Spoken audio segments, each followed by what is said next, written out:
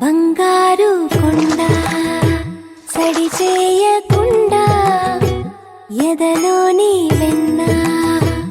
దోచేనే ఏ చోటు లాగే దోబుజులాడి దరి చేర